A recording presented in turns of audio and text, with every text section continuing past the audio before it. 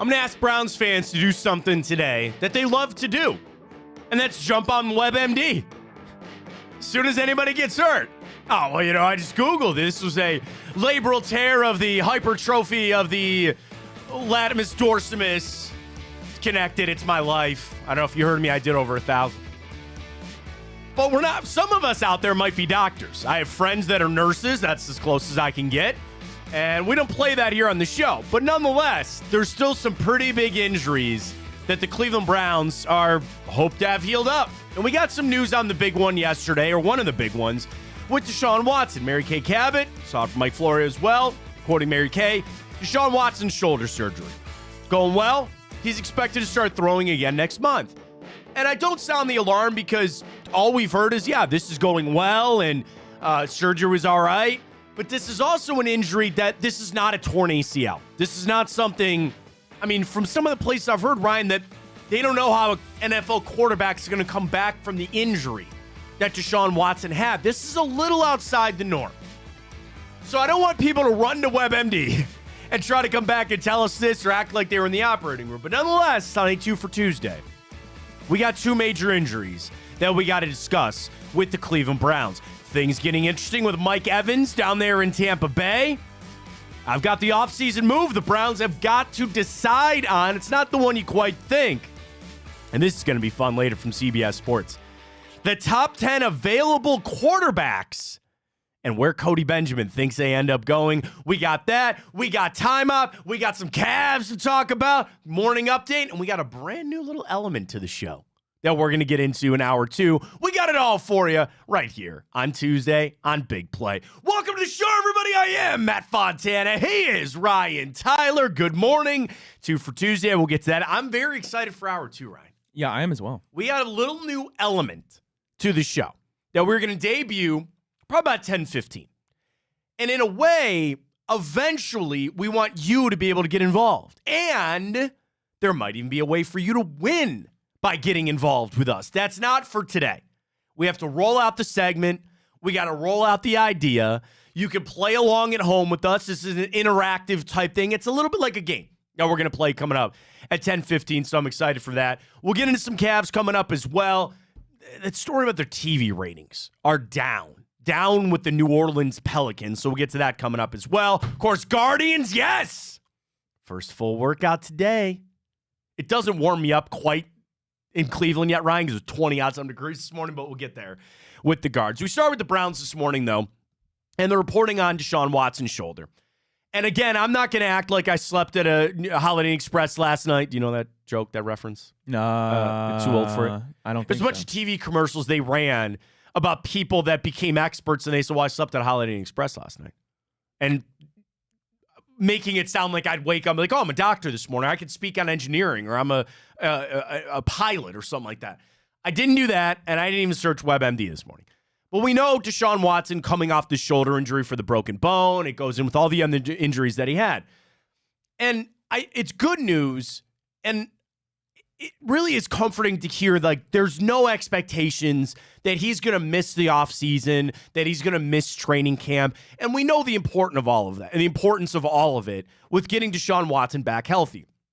I would say, though, Ryan, I do wonder about an injury like this that is outside the norm. And I'm sure he was in the best hands of the best doctors in the world to do this. But ACL injuries have become like Tommy John surgeries. Everybody almost gets one, right? Or this injury, like this one is a little out of the norm. And it's on his right shoulder. It's your franchise quarterback. It's all those things. But then we also talk about Nick Chubb. And I'm giving you a little teaser here on what we'll get to from the MMQB this morning as well. The offseason move that they discussed that the Browns have to make a decision on is Nick Chubb. And Nick Chubb is a guy that I've said on this show, I want him to play for the Cleveland Browns for the rest of his career. If that contract doesn't always meet the production, so be it. That's fine. This is a move that I need the Browns to do because he's a fan favorite and we want him to be here. The question is, what are you going to get out of Nick Chubb? Can he come back from another knee injury, kind of unfortunately like the one that he had at Georgia, and be the running back that you expect him to be? That's also a sliding scale.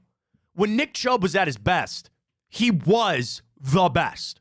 I know you can talk about different running backs, but for a good 5-year stretch, Ryan, Nick Chubb was one of the best running backs in football. So even if he came back, and this year, get back in the flow, we'll see, go on beyond, who knows? Even if he comes back and he's still the 6th best back in football, that's still pretty damn good. I'm talking about when he was at his prime, he's up there. He falls off a little bit, so be it. But we'll get to our 2 for Tuesday, as we always do. 2 questions, 2 answers. Of the major injuries facing the Browns this offseason, which one are you more concerned about?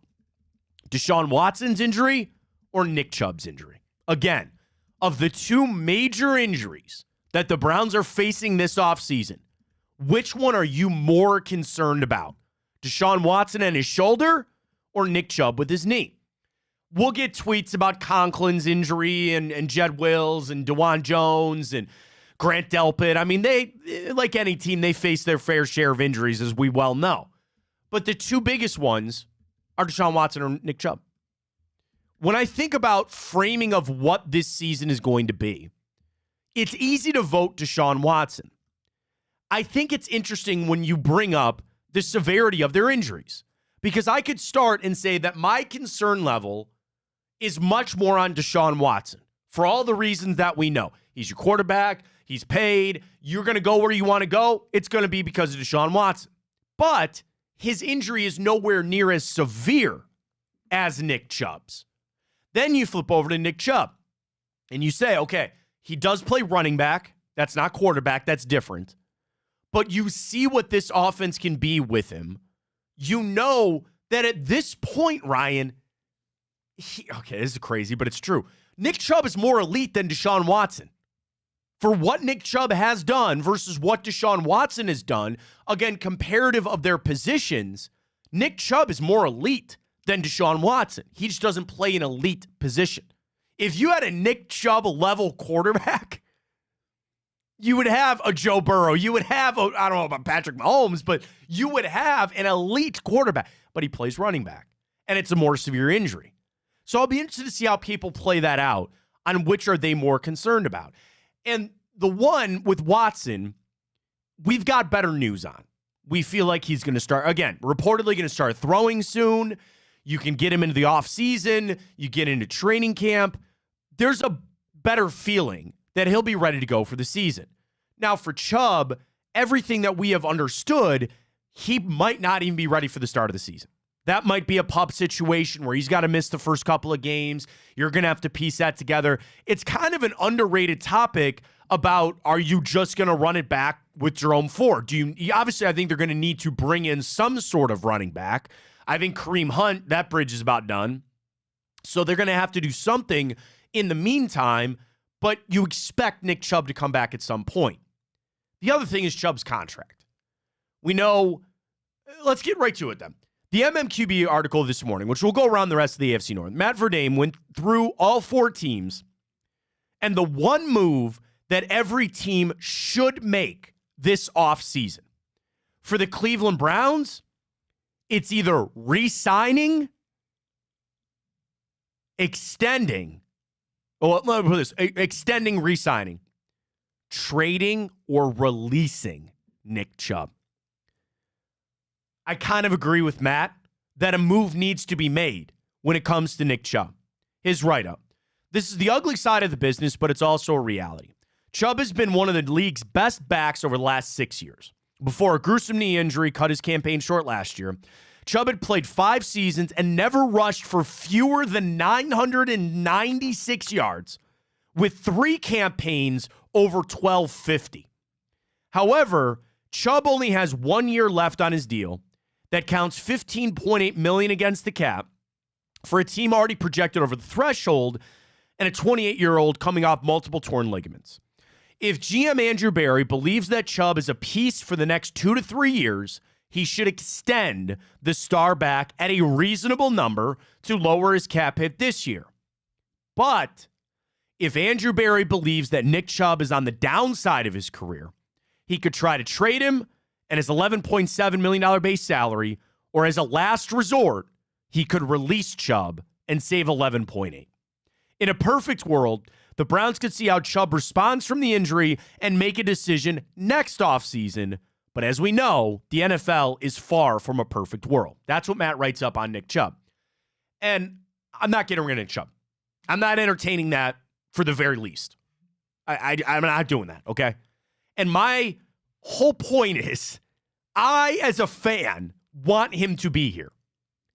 Andrew Berry can't think that way. He's got to look at numbers. He's got to look at production, and all of that has to factor in. I'm asking for Andrew Berry, maybe just this one time, to put all that aside and do this for the fans. Now, that's not my $12 million that I got to count against the salary cap. That's not my money that you got to pay that in a couple years it might not work. But I'm asking him to do it. At the very least, give him that 3 years. He'll be 31. And even if, again, the dollar amount doesn't quite meet the production, I'll never hold that against Andrew Berry. And I would have to believe that even in a world where the Browns are so analytically driven with Paul D. Podesta, there's a human element to this. And I think it comes out from the Browns more than people see about the human side of it. This is still a people business in the NFL.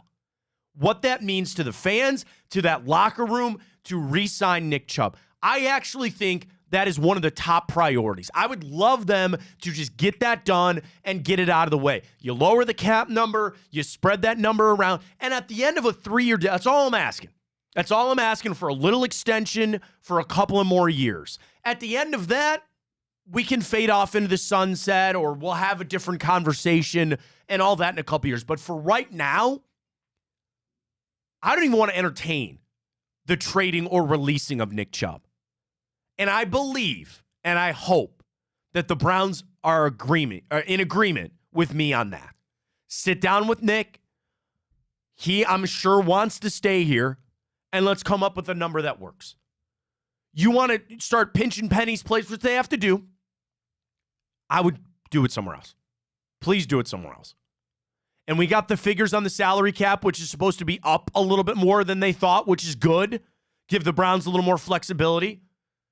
I need a guy like Nick Chubb to stay on this team. Now, we all have the questions, and it gets back to our 2 for Tuesday this morning. Which one are you more concerned about?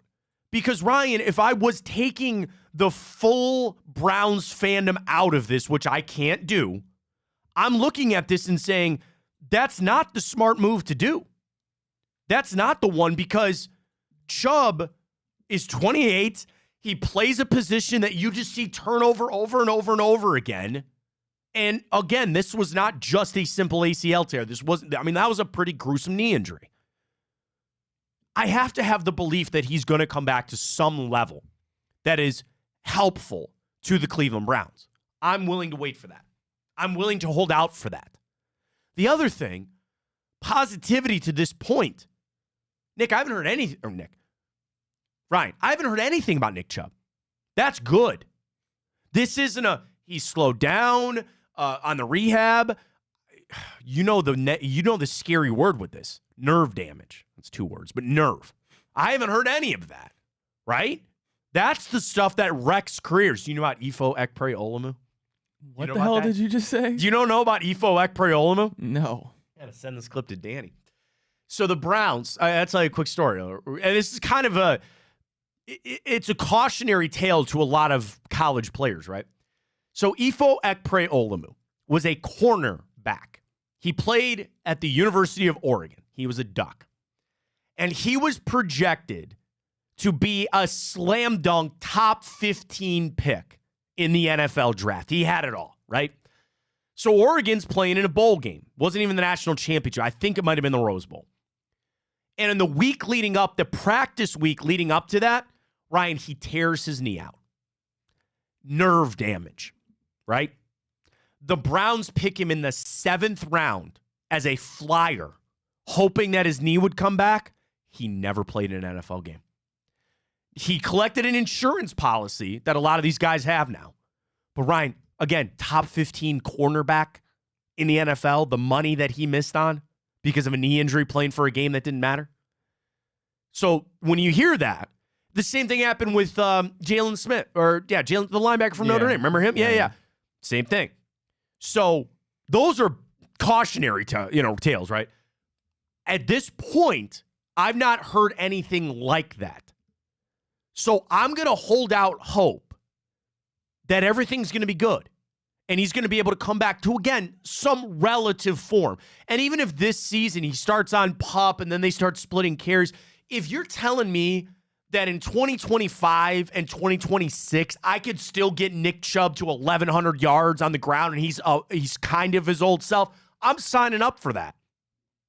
And then when you factor in what he means to this town, what he means to the fan base and the team, how can you not? I mean, how can you not do it? So that's why I'm actually going to vote my higher level of concern, again, on a 2 for Tuesday.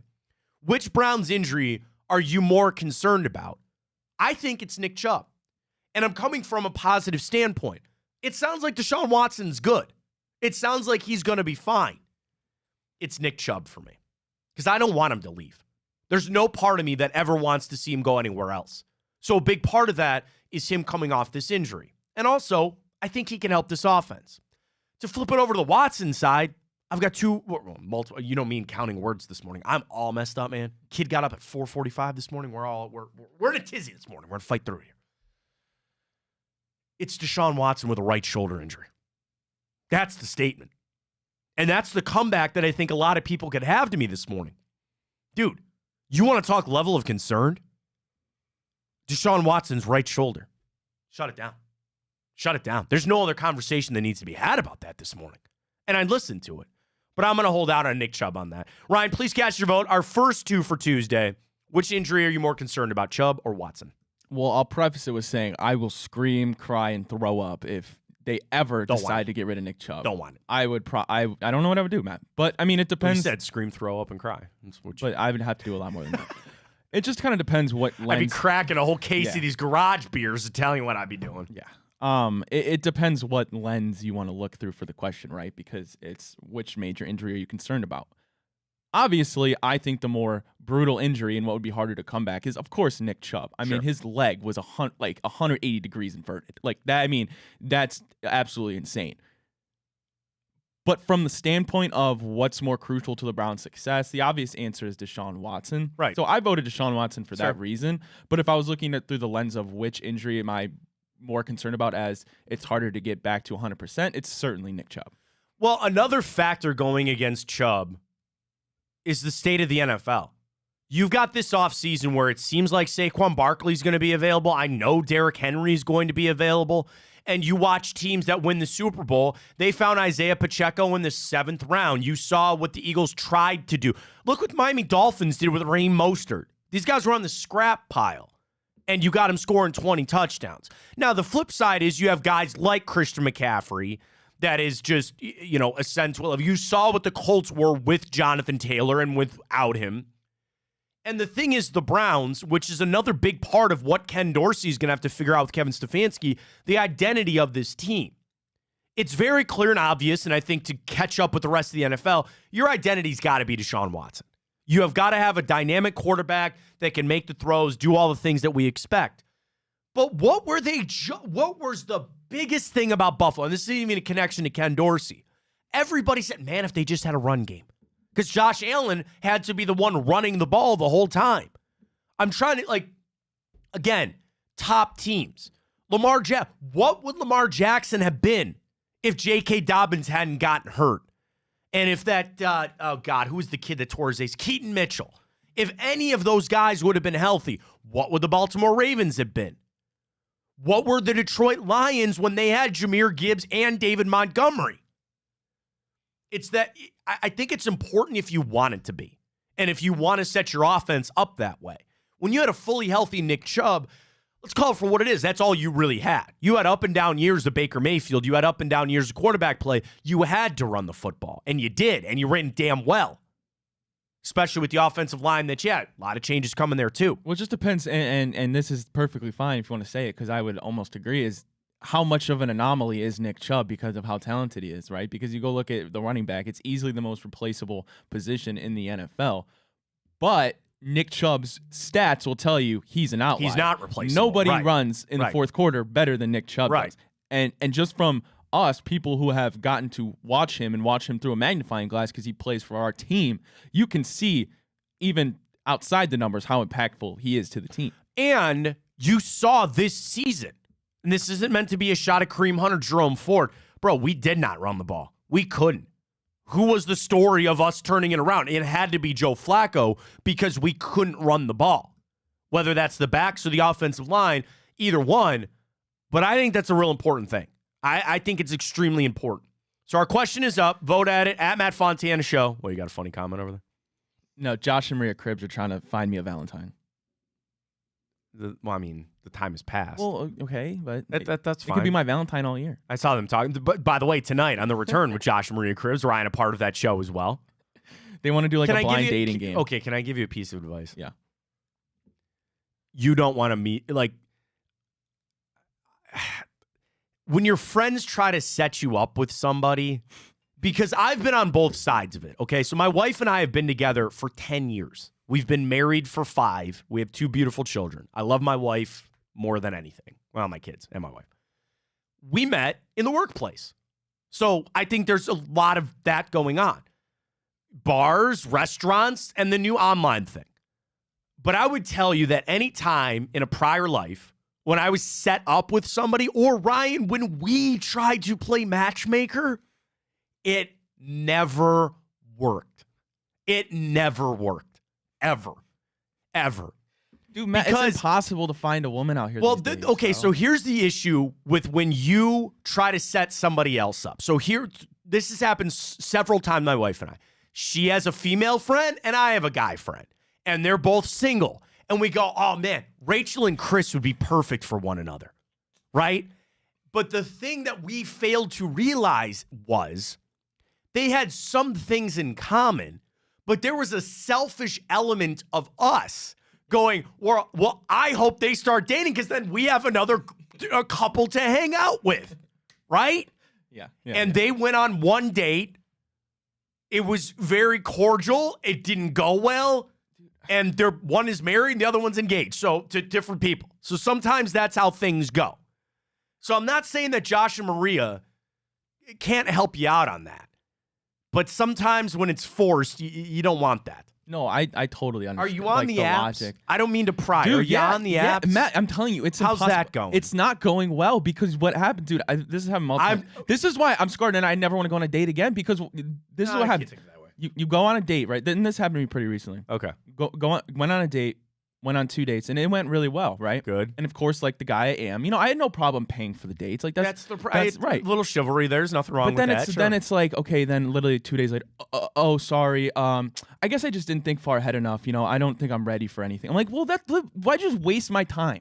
Like waste my time and my money. You gotta keep stepping to the plate, though. Dude, that's the problem. I keep striking out. So my confidence all-time low right now, man. So when I met my wife, I never once did the dating. Like it was like the dating apps were there, but then I never downloaded one, and then we started dating, so I never needed one. So I've never been on any of them. So I don't know how that all works. And frankly, at this point, I'm so old now. All my friends are either married or in a serious relationship. But some of the stories that I heard was it's a lot of the ghosting, which happens. Dude, oh my God. But it's also that people are so conditioned to be behind screens that when they do get in, you learn a little bit. You could send these messages. You could do all this other kind of stuff. I'm the person that will carry the conversation because they're always so awkward. That's so bad. I hate when people do that. It's like I'm just wasting my time here. I went through Matt, I've been through all the apps, dude. I saw an app yesterday I'm about to try. It's called Cougar. It's called Cougar. No, Ryan, stop that. I know what that app means. I'm about to try it. Why? Maybe I need an older woman. There's nothing there for you. Maybe I need an older woman, Matt. No, you don't. There's nothing there for you. There's nothing on the Cougar app for you, Ryan. There's nothing on Tinder. There's nothing on Hinge. There's nothing on Bumble. I got to try Cougar. I don't know what to... I got to try Cougar. I don't think so. I would tell you probably not. I would say that's my probably mom a bad would idea. be sick to her stomach. I don't blame her. I would be too. There's nothing down that path for you, I don't think. No, but like I had an instance, Matt, one time. What are you, 22? 3. You got plenty of time. Oh, 23 is a lot different. No, I met this one older woman in Cleveland, and then she started getting kind of weird. She was trying to buy me clothes and stuff, and oh, so you're getting a sugar mama Yeah. situation is what you're and getting now I'm going like, there. should Okay. I? And I'm All like, right, now all I'm right. like, should I have gone with it? No. I would be out here wearing Gucci, Louis Vuitton. No. She's got her own place. No. Is I there don't an know, ex-husband involved in that? Because you want to just deal with that? You want that to show back up on your door? What's he gonna do? Square up with me? You never know, man. He can pay off my student never debt. If know. he wants to punch me in the face and pay off my student debt, that's fine with me. That's the problem. You're thinking about this from a monetary standpoint. Well, that's Are you on the look for a meaningful relationship? Yes, obviously that's what I'm and looking for. But potential future, somebody to pay off your stuff. I want the former. Obviously. You want all of it, is what you want. Yeah, that'd be optimal. But if I can't get start the hanging out former, with Ken over at Bratnall. I'm sure there's somebody rich over there with a daughter. It's gotta be. Tell him to get you in over at Bratnall. Dude, do that. I'm telling you, Matt. You've been out of the game too long, dude. It's completely transformed. I am so happy that I am. It's like the I wouldn't NBA. know Nobody what to plays do. defense anymore. It's all offense. Well, the thing is, it's all digital. There are no connections being made. And the problem is, when I said workplace, is that Gab and Maria are the only two women that work here, I think, right? Yeah. And obviously, I'm not prying into Gab's personal life, and Maria's very happily married. So you're in a really tough spot with that, of the workplace getting shut down. In fact, I was talking to my buddy. He's like, yeah, dude, you just got to meet him at work. I'm like, dude, look at the industry I'm in. It's very hard. It is very hard. Now, I did meet my wife working in the industry. Are you in clubs? Do you do anything? Do you do like? Dude, I go out all the time. I'm telling you, it's impossible. I don't know what else to do. I don't know either. I really don't have a good idea. I've exhausted all my options. And the problem is, again, all of our friends are pretty much hitched up in some form or fashion. You don't have any single cougars? No, and I'm entering that cougar stage of a lot of my wife's friends and a lot of my friends all have kids now. So yeah, no, I'm out on that. I don't really have a line for you on that. So I definitely shouldn't download Cougared. Ask Maria that tonight.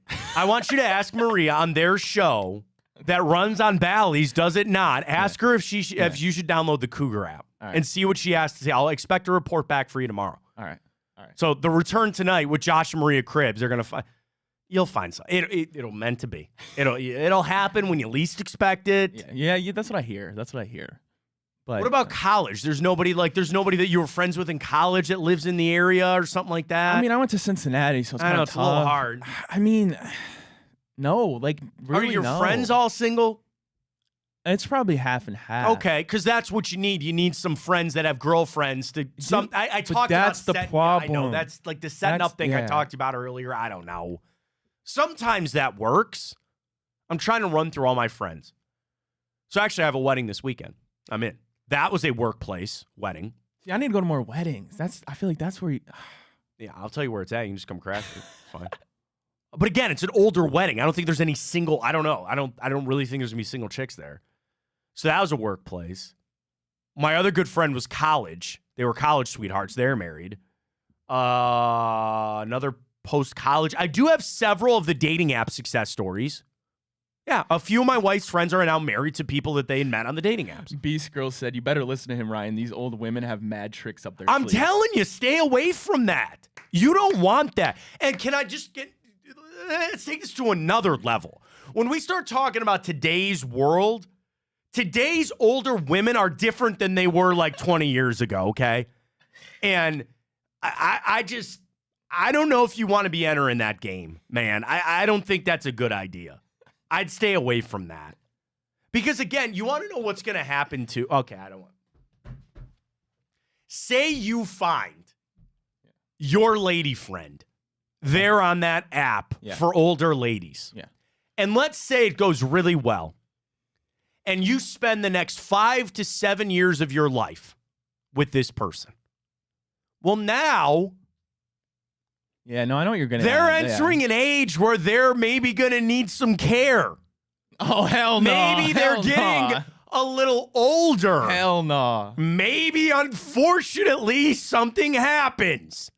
And now you're stuck there, that's when wasting the prime years of your life. That's when I throw up the peace sign. Where you could have been out there finding your forever relationship. That don't exist anymore. And you got to go visit the nursing home 3 days a week. Social media ruined true love. Just think about that. That's all I'm going to say.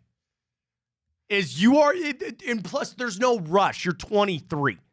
You're 23. I know, but it's you like got plenty of time. That's the thing, but it's like Plenty of time. it seems like I do, but do I really? You do.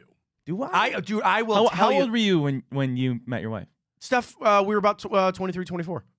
Okay. Yeah, what did I say? 10 years. Yeah, we've been together 10 years. All right, well, then I got to get on track. Because here's the thing. We met. She actually went back to school. Like, she went back to finish her senior year because I'm a year older in school than her. We're only 6 months apart age, but we were a year different in school. So I was out of school. I was working. And she went back to school. And I made no contact with her.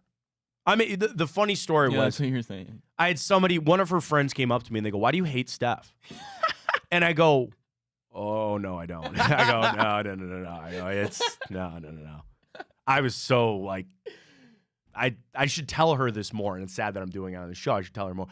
I still am this way. I am just blown away. I am completely blown away. That's so sweet, man. And I was afraid to talk to her. I was so afraid to talk to her. So it took her friend and some of my friends to like push the issue. Dude. We reconnected. We reconnected after 8 months. 8 months. She came back to Cleveland. I took her on a date. And here we are 10 years later. Dude, I went to... So that's my story. So that's why I got nothing for you on how this new world... But that's my point. We were 23, 24. We dated for 5 years, almost 5 years before we got married. And again, we've been together, married now for 5 years. Dude, I fumbled the bag on this Saturday. I went to the Wild Eagle and they had in Broadview. So if anybody's listening, big fan. If anybody's listening and can get me connected, there was a band was there. A lady. And there's the singer. She might have been a little bit older than me, but I'm not talking. She certainly no cougar, probably like 25. Can I another real? Yeah, go for it. Stay away from chicks and bands. But dude, stay away from chicks and bands.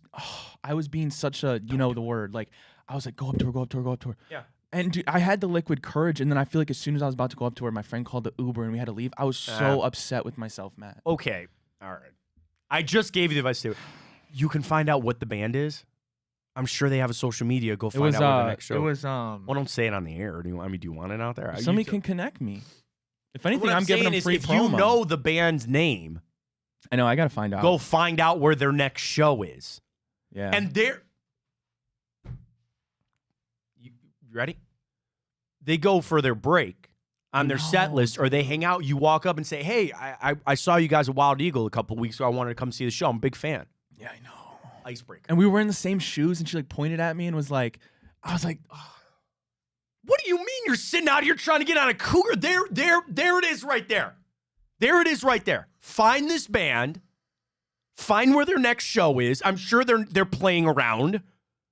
And I know. I got to find out. Maybe I'll do that on my break here at work. Thanks. Oh, you mean after? No, yeah. We go to break getting stuff ready. Ryan's like, "Hey, they're playing here this weekend. You want to go? What are you doing?" All right. Well, do you want to say the name of the band? I don't see what. If anything, I'm giving free promo. All right, sure. Go ahead. Oh, it's something like Follow the Sun. Okay. I gotta like All right. confirm, but like The only reason I said that was there was a girl I went to college with that is the lead singer of a band. I was gonna be that band. I was gonna be like, she's already married. Sorry. no, I did the All right, I did the hand check. No ring. Okay, good. Check it. Find their next show, and just I would tell you to probably have a beverage, but not just several. one. But you don't want to Several. get too crazy. And when they're done, just walk up and say, "Hey, I saw you a couple weeks ago. I'm a big fan of the show. Big fan of this. I just want to come and say hi. I'm Ryan."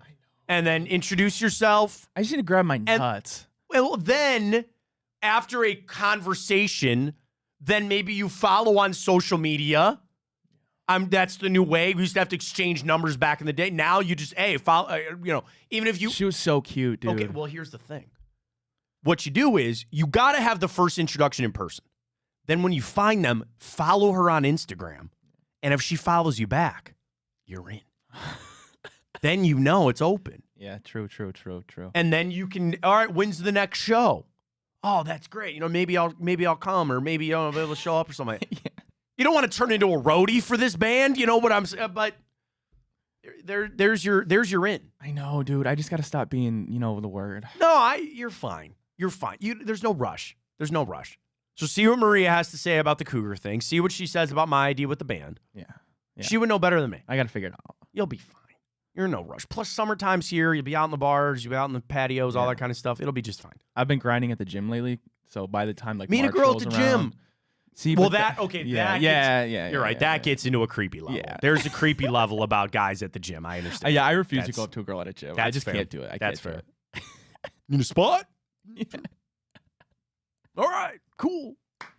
Gyms can be a little iffy. I'll get banned. Can be a little iffy. I think my one friend did meet his wife at like a class though. You know, like they went classes a little like different. Orange Theory, or if you go to like spin class or something. I don't know. You're fine. You're fine. You're doing just fine. It's all right. Cougar's getting closer to getting downloaded. No, stop I'll just say that. Stop that. No. Don't download it. Don't sign up. Don't spend any money on there No, I either, would by never the spend money way. on Cougar. Don't do that. Is that on, what are the other ones? Tinder, Bumble? Yeah, but that's the thing, because a lot of them now, they know people pay for them, so Can they you mess pay? up the algorithm, and it's like, it's so Well, I annoying can to me. imagine that, like, isn't there just a bunch of bots on there probably, like there are on social media? Yeah, some apps are better than others, Okay. but like Tinder, there's a ton of bots. They're always Is Tinder still a thing? Is it? I'm asking, like, when I was No, in it's definitely college, still a thing. Tinder had just started. Tinder had just started when I was in college. Then Bumble came around. And those are the only two that I know. So yeah, Hinge is like more newer. I think that's like a popular one. Okay. So Hinge is like the one where it's like more for actual relationships, more so Okay. than like Tinder's obviously more Yeah, so yeah, hookups. yeah. Yeah. And I know there's like 1,000 offshoots now, right? There's like a young professionals one, and then there's like the silverfish or something There's like a that. niche for literally every little thing. Oh, now. there's Christian. There's only farmers. I mean, I'm sure they're out there. I get it. Jump on only farmers. I'm not a farmer. I'm the farthest thing from a farmer. That's maybe what you need. Yeah. Sometimes opposites attract. Yeah. Sometimes you need that. You need someone that's complete opposite. So a cougar. Go get yourself a nice country girl Yeah, I down would love a south. country girl. I would love a country girl. Then get on only for. Whoa! Only. I almost said OnlyFans. Farmers only. Isn't that it? Yeah. Don't get on OnlyFans. Don't do that. No. Please don't do that. Hey, maybe is that a streaming outlet for us? We're on Twitch. We're Yeah. on YouTube. We're on forever. We can start streaming on No, OnlyFans. no. There's other stuff than just naked girls on it. Stipe's got an OnlyFans. Yeah. Because I see him tweet it all the time, and I'm like, what are you doing on there? Because the essence is, yes, there's a lot of just chicks on there, but there are other things that you could just go get podcast, whatever. Yeah. We're not doing that. We're fine where we're at. Twitch, Instagram, Facebook, all over the place. Anything else before we get back into the football? No. If I could get on Tinder and match with Mike Evans, I would. Can I do that? Whoa! I would love to match Mike Evans and bring him up to the Cleveland Browns. That's what I would love to do. There's some scuttlebutt out about one Mike Evans. So it came from Jordan Schultz, who we got to get him on the show, man. I've messaged him. I got to get back to him. So there's a report from Jordan Schultz that came out yesterday that Tampa Bay, who has been in hopes of re-signing Mike Evans, now twofold. There was a big day yesterday for the Buccaneers. They didn't sign Mike Evans nor Baker Mayfield to a long-term extension. So therefore, they picked up like $12 million of dead cap money because they didn't get those extensions done. We'd have to ask Jack Duffin on this in the OBR. Can they go back and redo this? I don't know. But anyway, this comes from Jordan Schultz of Bleacher Report. The Buccaneers had a soft deadline of yesterday to get an extension done with Pro Bowl wide receiver Mike Evans. But both sides remain far apart, sources say. Tampa took on $7.5 million of 24 dead cap money by not getting a deal done with Evans yesterday, then plus the Baker deal that I mentioned that got up to the 12. Jordan says, talks will continue, but my understanding is that Evans is trending towards becoming a free agent, barring an unexpected change in discussions. I flip over to CBS Sports this morning. 5 logical landing spots for Mike Evans. Number 1, the Baltimore Ravens. Now, the problem is that they have a lot of guys hitting free agency, but that also means they're going to have some salary cap room. And could you imagine a wide receiving group with him and Zay Flowers with Lamar Jackson? I don't want to think about it. I'm not going to think about it. Number 2, the Cincinnati Bengals. Jesus Christ. That's not happening. Yeah. They're going to re-sign T. Higgins, but in this world, it would be if T. Higgins left, if they don't re-sign Tyler Boyd. Okay, fine. Number 3, the Houston Texans. to go with Tank Dell, That'd be C.J. dirty. Stroud. They have almost $70 million in cap space. And down that's there. still with Nico Collins. Yeah. The Bengals have $60 million in projected salary cap space for the Bengals. Number 4, the Indianapolis Colts. Now, again, they need to pay Michael Pittman. And I would say that's probably better money spent. Absolutely. They have $63 million in free agency available. And number 5, the Kansas City Chiefs. Could you imagine? Oh, yeah, but the thing is with that, But- I've heard for the last 5 off seasons, whatever, is, they're going to get this big guy. Well, to and replace that's the Tyreek. other They're thing. gonna get this big They guy. buck that trend, do they not? Yeah. They No, keep saying, we'll go with Rashid Rice. We'll go with these guys. But Because could you imagine if he was there? The Browns were not on this list for Mike Evans. As much as I want Mike Evans, and also, by the way, I saw some things on Keenan Allen yesterday that the Chargers are going to have to make some tough cuts out there. I'd sell my soul for Keenan Allen. I would drive to L.A. myself to pick up Keenan Allen. I would drive in my car. Ryan, you could come with me. We'll find you a nice L.A. chick. Yes. And we'll drive on out there, and I'll pick up Keenan Allen, if that meant it. The issue that this all comes back to is salary cap. And as much as the Browns are going to try to restructure, as much as they're going to try to get things figured out, you still have constraints. And Mike Evans is in no position to take a pay cut.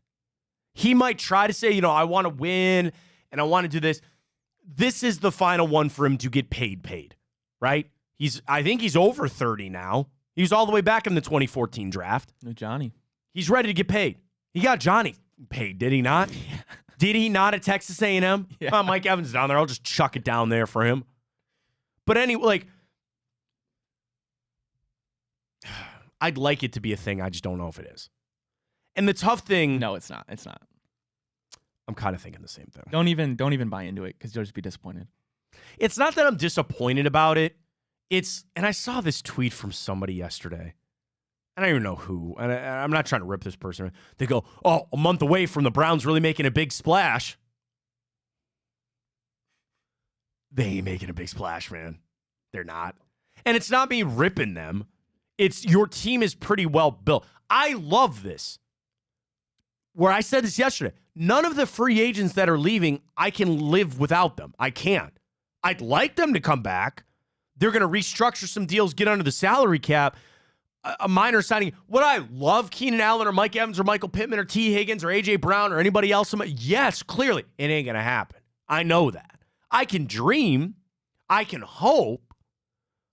But I'm not expecting much. Did you see, speaking of free agents, did you see Gabe Davis today this morning? No. He posted pretty much what seems like a goodbye to Bills Mafia. Okay. I mean, Gabe Davis, not to that level. Yeah, I've been pretty adamant I would, for any of these things with the right dollar amount, I'm in. That seems like an attainable goal there. So, Matt, I want to ask your opinion on this. I see people connecting these dots saying, it's good because he worked with Ken Dorsey. Does that really have any juice? So here's the juice that I think that matters. He knows the truth about Gabe Davis. Yeah, that's fair. That has always been my big thing about coaches and general managers. When you're around players, you find out really who they are. I can watch tape and I can interview people around them. The surface level. So I look at stats.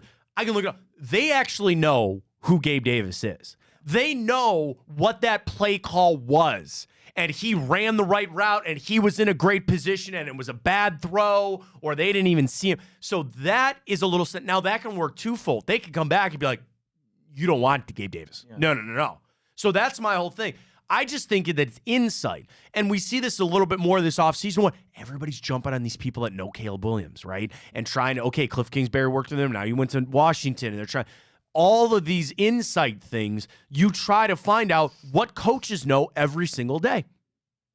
Nobody knows their own players better than their coaches. Then if that's the case, then for the numbers, then he'd be the perfect fit. Well, maybe he's not. I'm just bringing that up as the point because Ken Dorsey would actually know. Yeah. And he would sit there and say, yeah, we can fit him into this offense, or vice versa. He's maybe not the guy. That's just the whole point that I bring up about connections. And the same thing works for front offices. They worked with this guy. They can call this general manager, get an honest evaluation and all that. But they actually know. I'm not diving into it. I'm not diving headfirst into the pool that the Browns are going to go out and make some big splash in free agency. Frankly, I just don't see the path. I don't know how that's going to work. So Gabe Davis would not qualify as a big splash to me. It'd be a nice signing. I saw people talking about Brandon Ayuk. I'm like, come on. That's not happening. See, okay, so now we're entering this thing where Justin Fields unfollowed the Bears and Brandon Ayuk saying what he did after the Super Bowl. It's all posturing.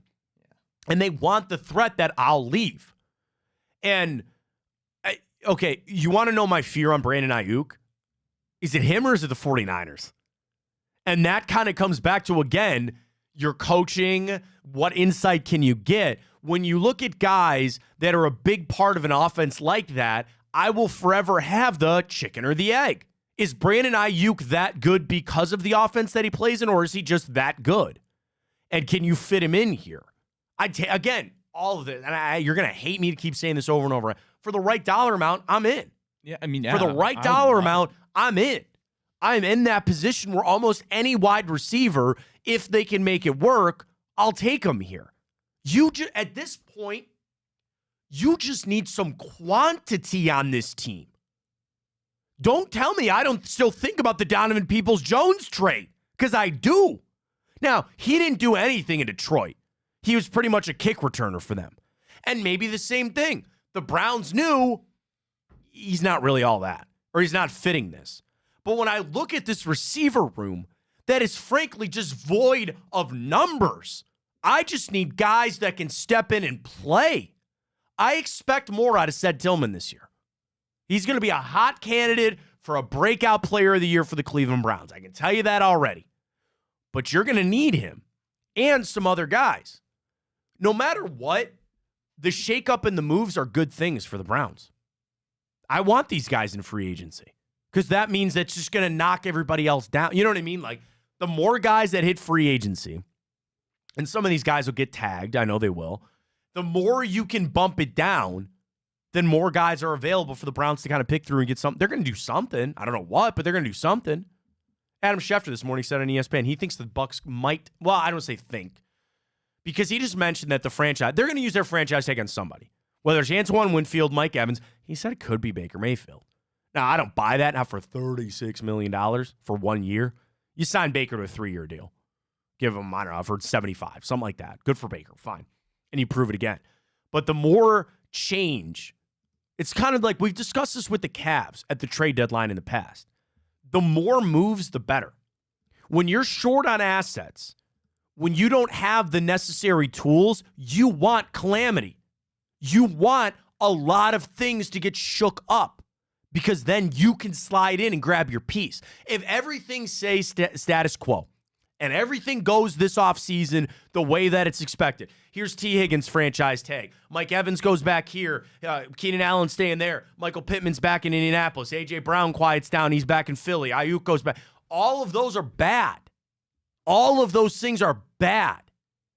Same thing. Offensive line. If you want to trade one of these guys away, you want calamity. You want to move on from Greg Newsome. You want to make a trade there. You want moves. You want a lot of action in the NFL so you can slide in and get your piece. If everything just stays the way it is, that's not good for the Cleveland Browns. And, you know, I just, my gut sitting here today, right? I feel like there's going to be a lot. With what happens with Fields, what happens with these other quarterbacks, I think there's a lot of change that's going to be happening in the NFL. That's good for the Browns. That is good for the Cleveland Browns. You want to get to this article I found pretty interesting this morning on also on CBS Sports? Yes, please. Quarterback rankings for the offseason. Top available players. Now, they're going to do this for all the positions. And again, we'll get savory on some of the other positions. But I just thought this was interesting. Of the top 10 quarterbacks available, and where Cody Benjamin believes that they might go. These are his honorable mention quarterbacks that are available, not top 10 guys, but they could be useful adds for any team or added depth. Maybe. Joe Flacco. Honorable mentions. Oh, he's not an honorable mention. Oh, no, you don't put that disrespect on Joe Flacco. Wow. He is not an honorable mention. Wow. These are the honorable mentions. Sam Darnold, Josh Dobbs, Tyler Huntley, Marcus Mariota, and Mason Rudolph, who the Steelers all of a sudden said they're coming back and they're bringing him back, and that's fine. Dude, Tannenbaum's at it again. What did he say? He said Russell Wilson should go to the Jets to back up Aaron Rodgers. He's at it again. Number 10, Drew Lock. Best fits, Bears, Bills, Raiders, Rams. Number 9, Tyrod Taylor. Best fit, Bears, Colts, Commanders, Jets. Number 8, Joe Flacco. Cody's right up. Untouched for much of 2023 after fizzling out as a Jet, former Ravens stalwart reemerged as something as an ageless wonder for the Browns down the stretch, slinging his way to a surprise playoff appearance. His stationary chuck-it-and-pray approach should permit him at least one more run as a veteran number 2. Best fits, Chargers, Jets, Patriots, and your Cleveland Browns for Joe Flacco. Number 7, famous Jameis. Best fits, Bills, Broncos, Raiders. Number 6, Carson Wentz. Best fit, Rams, Saints, Bills. Number 5, Jacoby Brissett. Best fit, Cardinals, Jets, Patriots, Cleveland Browns. Number 4, Gardner Minshew. Not on the Browns, Colts, Raiders, Steelers, Vikings. Ryan Tannehill is number 3. I saw somebody said he's going to the Steelers. Jets, Patriots, Vikings, Steelers. Number 2, Baker Mayfield. Best fits, Buccaneers, Falcons, Raiders, Vikings. And the number 1 free agent this offseason, Kirk Cousins. Best fit, all of them. Broncos, Commanders, Falcons, Vikings, and Raiders. He will be the top selection. I'm assuming he's just going to go back to the Vikings. I assume Baker's going to go back to the Tampa Bay Buccaneers. Did not put Russell, because these are free agents. Russell Wilson's going to have to get released, and then Justin Fields, whatever happens with that trade. But I wanted to run through that list because it was interesting that you had 2 backups there, Jacoby Brissett, Joe Flacco. And I think the vast majority of fans here would scream for Flacco. They would say Joe Flacco, Joe Flacco, Joe Flacco over Jacoby Brissett. The thing is, Brissett might actually be the better backup, right? So here's the thing about the money. Projected average per year for Jacoby Brissett, anywhere between 5 and 10 is what Cody believes. For Joe Flacco, he thinks it's only between $4 to $5 million as a backup. Now, the thing is, we've discussed this, the Browns could go sign Joe Flacco tomorrow if they wanted to. Now, I'm sure Flacco wants to poke around there and say, is there a starting job? Is there a starting job out there for me to be had? The thing is, you might have this, we're going to hit a wall because everybody's going to wait to see what happens with some of these other quarterbacks. And they got to figure out, are we drafting this guy? Are we bringing this veteran in? The way that I look at it is this. You probably got 4 to 5 quarterback jobs open, right? You're going to have 7 or 8 options, legitimate, viable options with draft picks and these free agents. Somebody's going to slip on through. And, I don't want to overstate the importance of a number 2 quarterback. I don't want to really have this debate about Flacco or Watson because it's going to be Watson. I don't think Joe Flacco's coming back. I don't. Jacoby Brissett, I'll listen to that. I'll be interested on that. Money matters now, though. Do they just run it with Dorian Thompson-Robinson? Here's a great rhetorical question that I think I know the answer, but I'm going to ask it anyway. Do the Browns believe Deshaun Watson's injuries are done? And the easy answer is, of course not. Once they start, they don't stop. But if the Browns are going to operate that they don't feel like Deshaun Watson's going to get hurt anymore, then you can run it back with Dorian Thompson-Robinson. It's that simple. It's that easy. Huh. I mean, there's a lot. Again, there's going to be a lot of things that I watch with the Cleveland Browns. The money that's spent, the money that's not spent, where they're looking, and eventually we will start to get some reports. We will start to get some scuttlebutt out there on ideas or opinions or players or how they feel, and it'll start to loosen up. I want calamity. I want a lot of moves. I want a lot of players on the move this offseason. I think every little bit of that helps the Cleveland Browns in one way or another. All right, it is a 2 for Tuesday. I'll tell you about Tipico in a second. Ryan, let's post our second 2 for Tuesdays. We're going to talk about this in hour 2 coming up. Cavs TV numbers are down. And we're in a partnership with Bally's. Why do we think that is? The streaming aspect of it. Starts second 2 for Tuesday. You still have cable or do you stream? Do you still have cable or do you stream? On Hulu, on Fubo, on YouTube TV? Are you cable or streaming? Put that up. I want to see where it comes out on that. We also have our new segment we're going to debut coming up in hour 2. We got Time Up. We got our boost with Typico. Let's get right to it. Right, Typico! Love them. We're going to do a little Jackets boost tonight. So I'm going to send that over to Ryan, or excuse me, to Nick. We'll get that up on Typico. I placed some wagers on the Daytona 500 yesterday, which was a lot of fun. Did you win anything? No, I did. I placed several. Because I liked this where they had a boost parlay of 3 guys to finish in the top 10. Bell, Larson. I was big on Kyle Busch. My dad said he had a feeling about Kyle Busch. And Kyle Busch was in it at the end until everybody wrecked. He somehow made it through. It was kind of I know you're not a big NASCAR guy, anticlimactic ending. They had to finish under caution because, of course, the big wreck happened. But I love it. Dude, I'm so happy. NASCAR's back. I'm a giant NASCAR fan. They're in Atlanta this weekend. I'll be betting that on Typico. Can we get some NASCAR boost going on that? I can just never get into it. Oh, I love it. You got to find your driver. Now, my driver is long since retired. I was a big Jeff Gordon fan growing up. I don't know if I've really found my new driver yet, but there's some Northeast Wild ties. Brad Doherty owns a team. Matt Collig owns a team. So I root for those guys. But NASCAR's where it's at. Like, again, I'd love that about Typico when it comes to the flex parlay. I could line up 5 things for NASCAR when I know that it's a bit of a crazy thing. Flex it on out. Give me 4 of those 5 and I'll hit on that. We talked about the big tournament coming up, college basketball. That's going to be clutch. We got hockey going on. Basketball starting back up again this week. We've got it all in Typico. Guardians. Futures. Didn't even look that up.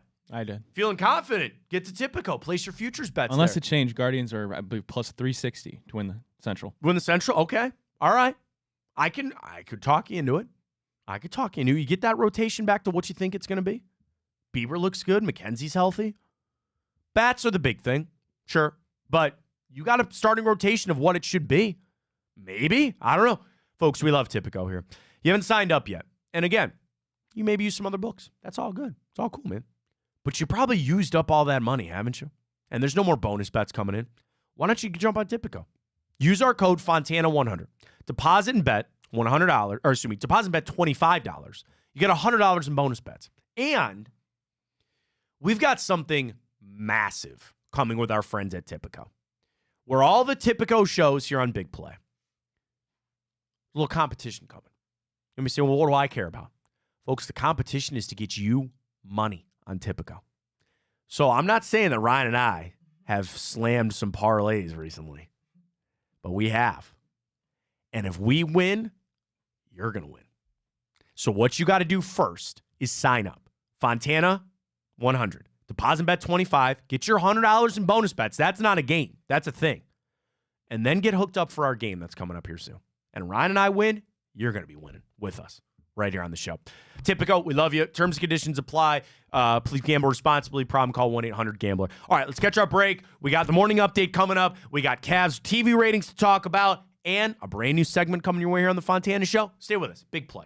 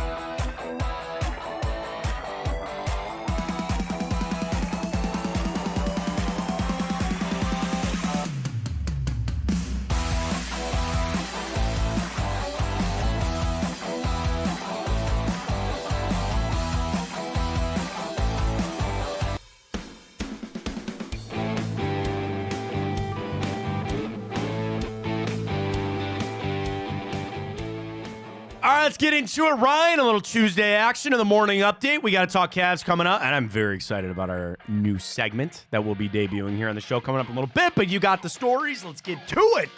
All right, Matt. Well, some family ties just never seem to go away. Why is that? Because the Cavs are rewarding Pete Nance with a two-way contract. Not sure if he's going to get any playing time realistically, but another two-way contract for the Cavaliers. Yeah, I mean, they had that opening because they signed Craig Porter Jr. to an extension. Smart move. Isaiah Mobley's down there with a charge. You got Pete Nance. Dude, that's how old I am. I called Pete Nance's games at Revere. So I'm at Revere. That's great. I mean, at the end of the day, yeah, I hope he serves, a role on this team, and he might get a little bit of tick. He might get a little bit of play. I'm kind of waiting to see what the Cavs are going to do, the buyout. And it's not that there's going to be some big splashy kind of move or anything like that, but you got to wait, see. Now we're out of the All-Star break. Everybody's going to get back to work, and some guys are going to start cutting some numbers here and seeing where is going to be available. It was funny. I was texting my buddy Nick last night.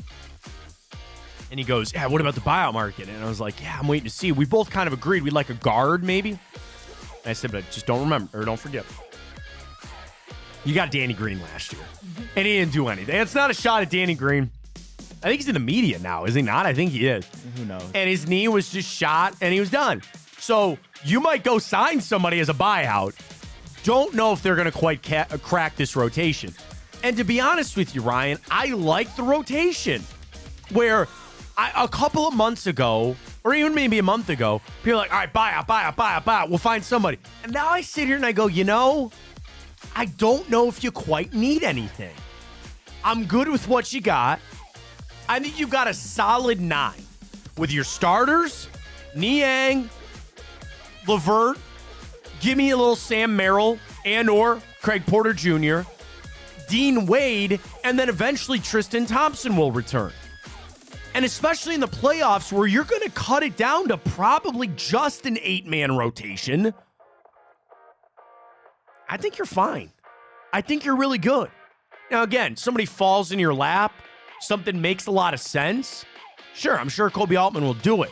I'm kind of fine with where the Cavs are at. Excited they're back in action on Thursday night coming up, but I'm all right with where they're at. Congratulations to Pete Nance. That's pretty awesome, man. Well, as we mentioned, yes, yesterday was the annual Daytona 500, Matt, and the winner of that was William Byron. Now, I'm not a big race guy, as we all know. So tell me, how much of a surprise was that William Byron came out on top? Not really. So he races. So let me try to put it. So you know how there's teams in NASCAR?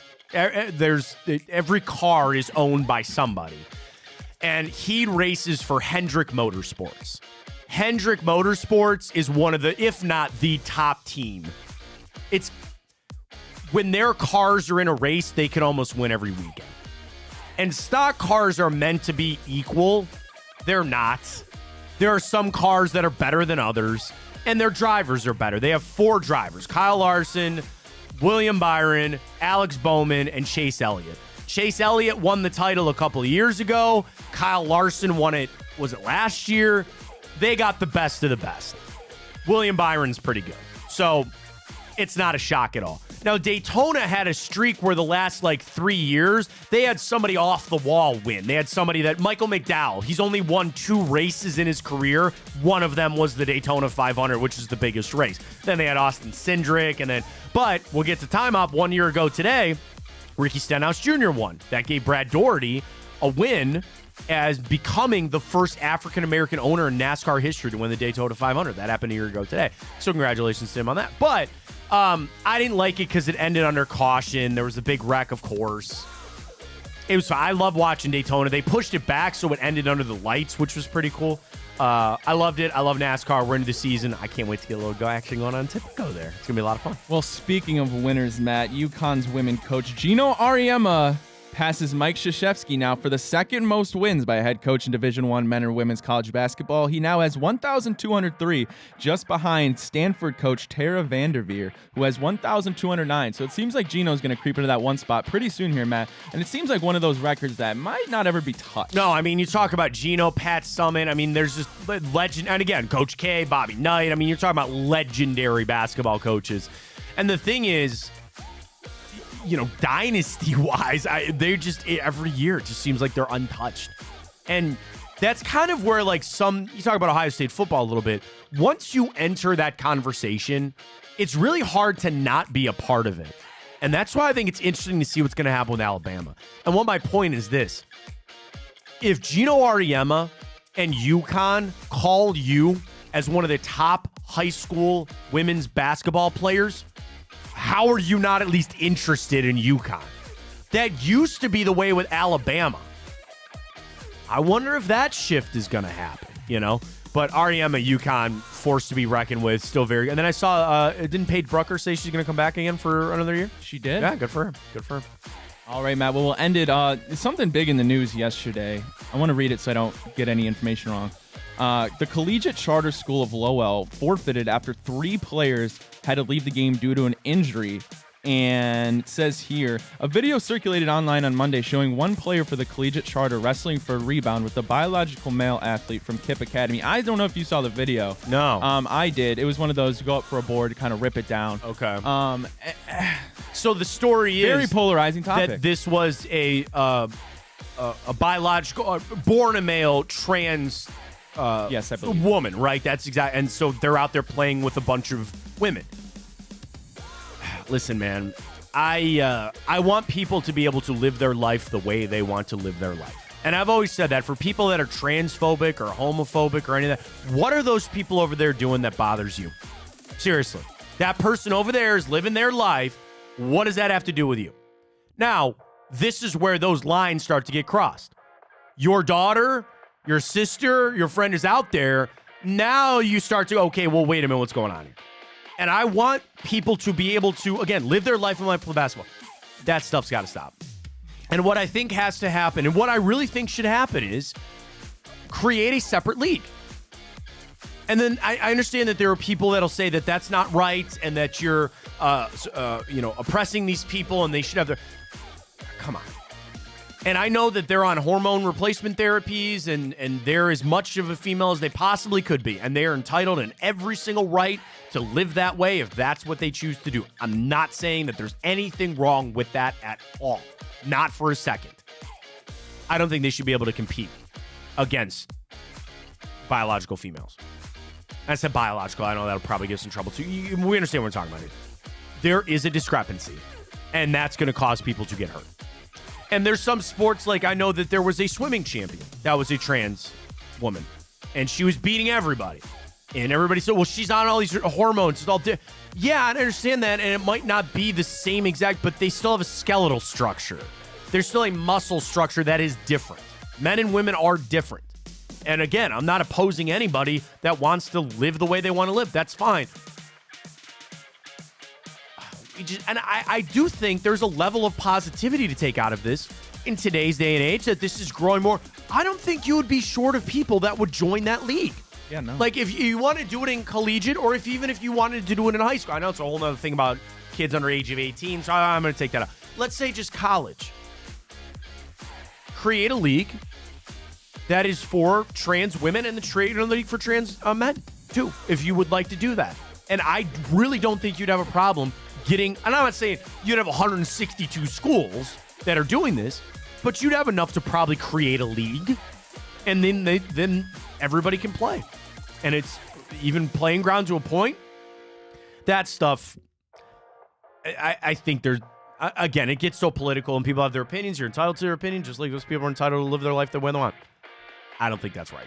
I don't really think that's right. I think it's just, you have to understand that it's, of course, the people that are going to get upset if they're seeing their daughters get injured in a game, it's not fair.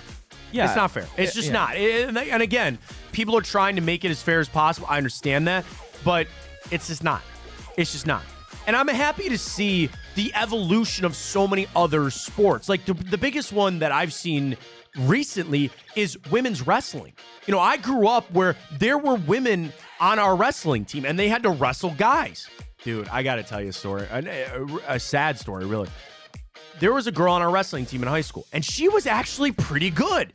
She would beat guys, and they would get off the mat crying. And then they would be dude, you lost to a girl. And again, she was really good. She beat a lot of people. But now women's wrestling, it's on the collegiate ranks. It's in high schools. That's fantastic, because I want everybody to have a place. Everybody should be able to have a place to play the sport that they want to do. Create the league. Create it. See how it goes. But the muddying of those waters, I think, is really hard. I think that's really tough. And again, people have hot takes on it. It gets political. People are just straight up mean about it and all that kind of stuff. But I do think something needs to be done about that for sure. Great stuff in the morning update, Ryan. Let's talk a little Cavs TV ratings. So this came out yesterday on a report, and this goes back to our second 2 for Tuesday, by the way. We're asking everybody, are you still on cable or do you stream? Cast your vote, Ryan. What do you do? Stream. Do you? What do you have? I've pretty much everything. Hulu, HBO. Really? Netflix. Well, that's not really, but I gotta cut the cable. I gotta cut the cable so bad. It's watching my sports teams, which comes back to this. Came out from the Sports Business Journal. The Cavs are down 19% in the TV ratings. The only other good team, and you put that relative of good, who's down that much, the Pelicans are down 14%. And people are just asking the question, why is that? And I think I saw an interesting tweet about, do you think that people just stopped caring about the regular season again? Have we entered that LeBron phase where the regular season doesn't matter? And I got to tell you, I don't think that's it. I really don't. I guess I'm an above average Cavs fan where I watch almost every game. I don't miss a game.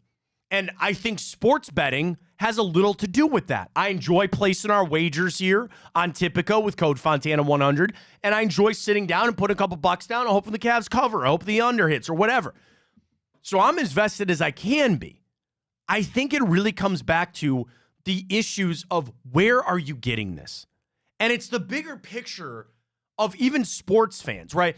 We talked about that in the morning update. Fox and TNT and ESPN, and they're all going to get conglomerated up, and they're going to come up with this app, and they're going to put this all out, and all the sports fans can buy one package. You want to know the problem is, Ryan? There is no just one package anymore.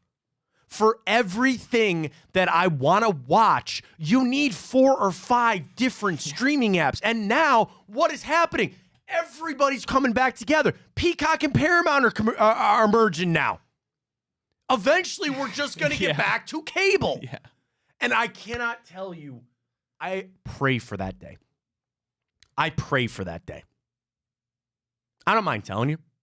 In our household, we probably spend $250 a month on all our streaming, internet, and cable. I pay $220 a month for cable, internet, and my HBO Max. My wife pays for Netflix, and I got Disney Plus through my cell phone bill. So, and the thing is, you sit down, you don't even watch these all day. My wife says she wants to cut the cable so bad. And I'm trying to fight her off on it a little bit. Where she goes, how many days do you turn the TV on, you scroll through 1,000 channels and still don't find anything to watch? And I go, I know. So, I can't not have Guardians, Blue Jackets, and Cavs. I have to be able to watch them. And I know this whole stuff with Bally's is getting figured out.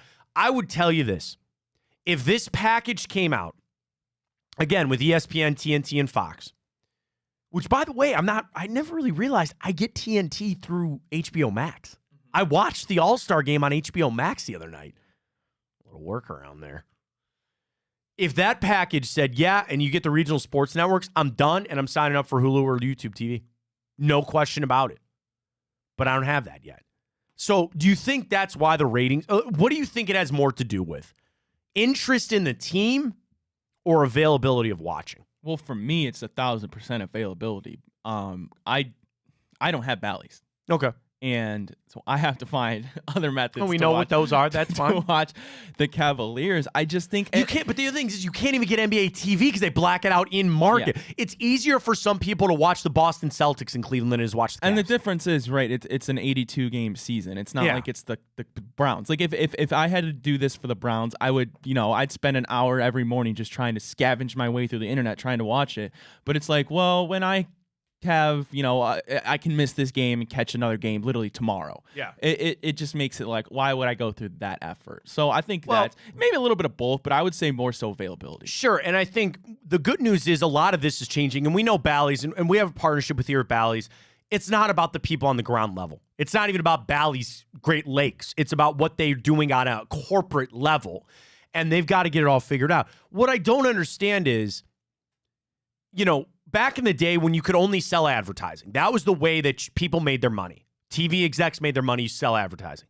Now, it's glitzy to say and glammy to go, well, subscriptions. That's guaranteed money. You have to pay the subscriptions, and then what do? They still sneak in the advertising, which is fine. I don't have a problem with that. My issue is I can't get it all for one.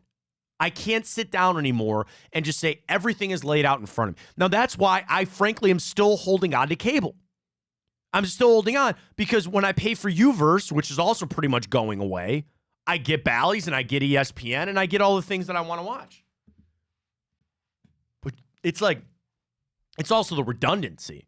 You know, I pay for ESPN on my cable, but I also have ESPN Plus. I could still go watch ESPN on that. Same thing. I watch TNT on my TV. I have HBO Max. I can still watch the live All-Star game or the live Prime NBA games. I'm getting so over it. I'm getting so sick of it, dude. And I feel bad because like people want to read into like, oh, nobody cares about the Cavs. I don't get that vibe. I don't get that vibe from people. Yeah, I think everybody is really in on what the Cavs are, who they are, and where they're going. So when I read, again, of good teams, of course, the Pistons nobody watches because they suck. Of the good teams, the Cavs are down 19%. Yeah, that's a big jump. It is. And the thing is, again, I don't believe it has anything to do with the team. I'm not going to read into this as anything to do with the Cavs. I think it's availability. I think it's about where people are trying to stream and watch, and it's made it really hard to do. All right, Ryan, are you ready to debut our brand new segment? Now, we might do this every day. I don't know. I want to get your thoughts on this. But, you know, we have some time sometimes on the show to just hang out, and you and I love trivia. Yeah. And there's a trivia idea that we have that we might still do. We thought about the morning and the visual medium that we are. We're going to start doing immaculate grids here on the show. So if you don't know what an immaculate grid is, are you pulling the first one up? All right, so here it is. We have got to, and this is how it's going to go. And there's a game to be played here. I think between Ryan, myself on a team, and then the fans. Where you want to do it this way, Ryan, we get it done. That's 1 point. But for every box that we leave undone, that's a point for the fans. We can also incorporate that rare. Don't they do the rarity scores? The score, I think, is interesting where I want to see the best score that we could get. Yeah. So let's do it this way. As we dip our toe into this water of doing the immaculate grid every morning here on the show. Ryan and I will be on a team. You and I can work together on this. They also do multiple sports. So I think I'm going to get a dice in here. And I'm going to roll the dice. Well, I don't want to do hockey and I don't want to do anything college basketball because you and I know nothing of college. I think we got to keep it to football, baseball, and basketball. Yeah, I'd agree. That's it. Those three. So maybe we just rotate through. So today we do football. Tomorrow we do baseball. Thursday we'll do basketball. How about that? I like right? that. Okay. I like that. So we start with football today. Here's how the immaculate grid works. You see how it's laid out. You have got to fill each box with the corresponding axes. Axes, I think. Axes. First one, top left, you got to give us a player, or we have to give you a player that played for the Bears and the Falcons. Then the Bears and the Seahawks, and then a player that played for the Bears that made first team All-Pro. And then you do the Ravens, and then you do the Green Bay Packers across. So that's how the immaculate grid works. I would like to propose this as our rules for for this immaculate grid moving forward. That you and I, in best effort, will try to get the best rarity score, but also knowing that our end goal is to fill out the grid. That's definitely more important. And again, we get the grid done, that's only worth 1 point to us. Every box we leave open, that's a point. So there could be a day that we leave 3 boxes open. Yeah. Now, the thing is, you see it on the right-hand side, we only get 9 guesses. We cannot miss. Fair, laid out, ready to go. Let's start it out. Ryan and I are on a team, so we'll work together on this. Ryan, is there an area of the grid that you would like to start? I think the easiest one would probably be the first team All-Pro. First team All-Pro. So, and now again, the game to be played here is you don't want to pick a player that you could use elsewhere, too. If you got something that's lined up really easy to go, here we go. So let's start first team All-Pro. You just want to start with the Bears? Yeah. Khalil Mack came to mind. The question is, did he make first team All-Pro there? I got to imagine he did. Okay, because the other one that for some reason is in my brain that I kind of like better, did Alshon Jeffrey not make Wow, a first team that's all a pro. Isn't that name. not a poll? I thought, and Ryan is not cheating, and I'm not cheating. I promise. We promise. I like Alshon Jeffrey for that one. Now, the thing is, did he play for Seattle? I don't think he did. I know Alshon played for. I know he played for the Eagles. Right. I don't think he played for the Seahawks. Okay. You want to rip Alshon, You want to rip it? or do we want to be safe and Khalil? See, that's what I'm saying is I don't know if Khalil is actually like a slam dunk. Did he make first team all pro? I think he did. So like I'm trying to think that. Wait, wasn't there a Bear that made All Pro this year? I don't know. First team, not second team. No, I know. First team. Who are the best players on the Bears? That one DB. Did he? Oh, Jalen Johnson? Did he make it? I love this. Why don't we just rip Alshon? All right, if you want to rip Alshon. So this is how you do. You pull it up. Ryan, you can see us typing in. All right. No. No! Damn it. So do we move on, or do we try to get it there? I think we got to try to, if we're pretty sure that it's Khalil Mack. I mean, can we go back to did they do that with Walter Payton and stuff? I think so, yeah. So then should we just rip? Like, there's no way Walter Payton didn't make it, right? Well, do you want to go down to some of the other ones to That's get? what I was Okay, asking. all right. So let's go to the Ravens now. First team All Pro. Ray Lewis, you want to rip? Yeah, Ray Lewis, Ed Reed. Which one do you think a better rarity score? I feel like more people would say Ray Lewis. Yeah, so go Ed Reed. Ed Reed. Damn, he had to have made. Oh, yeah. All right. We're on the board. All right, Green Bay. Obviously, Aaron Rodgers, Devontae Adams. Yeah, I the rarity score here, we're already down. So I just want to rip. I think just rip Aaron Rodgers. Making sure, God, I hope he did. I think he had to have. I mean, he has 3 MVPs. Bakhtiari would be another one that probably would have. Okay, Aaron Rodgers. All right, so we're good. All right, any of these others that we feel really good about filling in that you just know for a the fact. Bears and Falcons, I want to do Justin Fields, predict the future. Yeah, right. That'd be a good one. Did Jimmy Graham play for the Packers for a year? Yeah. Right? Yeah. And he played for Seattle. Yeah, good one. Right? Wait, did he? Yeah, I think he did. Jimmy Graham's a good one. Yeah. Throw Jimmy Graham in there. Wait, did he? I'll click it. We'll see. All right, good. Well done. Okay, next. I'm sniffing on the Ravens here a little bit. Because I feel like there's a Ravens-Seahawks connection that we're not seeing here. Yeah. Oh, man. Because, again, these are all positions. These are punters. These are guards, centers. The linemen. If we got really good at sneaking linemen in this, we'd be – that's where you can really cook in this game when you start doing some – pick a place to focus and, like – yeah. So let's focus Ravens. Ravens, Falcons, Ravens, Seahawks. And, again, I'm trying to go a little more old school on that.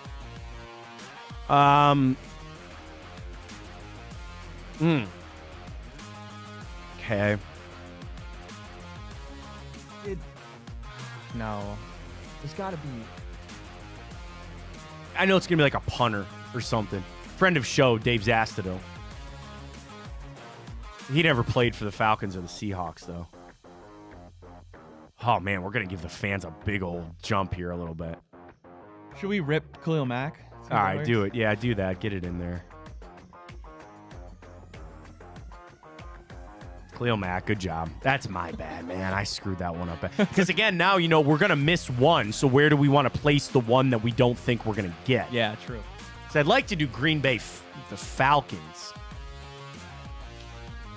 Oh, man. Like, I go back to, like, Donald Driver and Shannon Sharp and all that. No.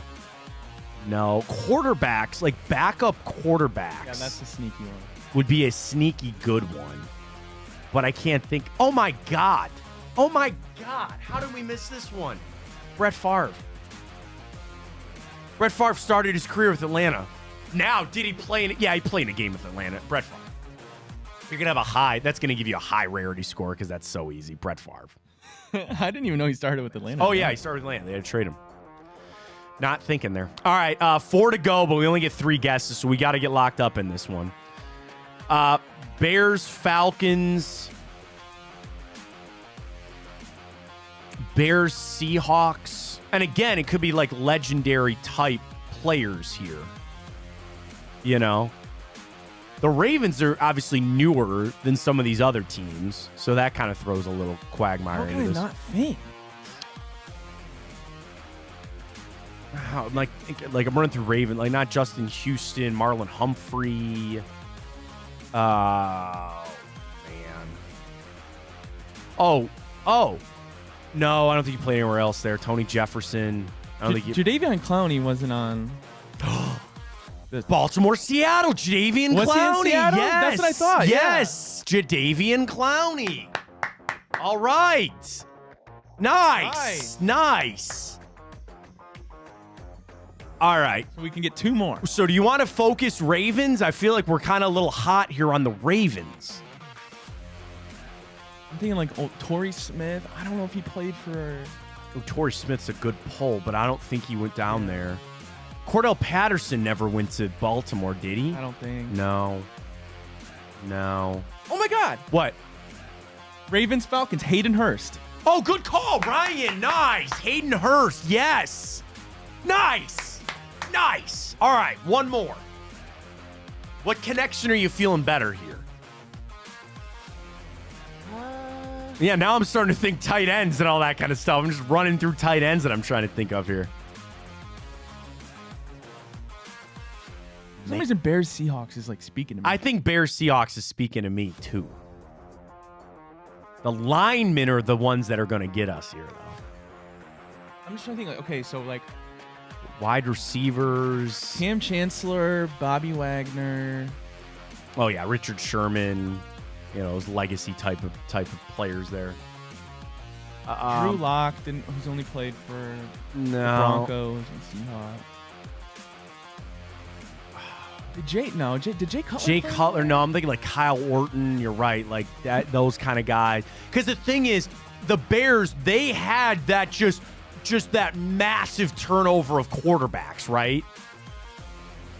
Not Fitzpatrick. Ryan Fitzpatrick is going to be the cheat code. He's going to be the cheat code in this, but I don't think he ever played. I'm thinking of Bears running backs.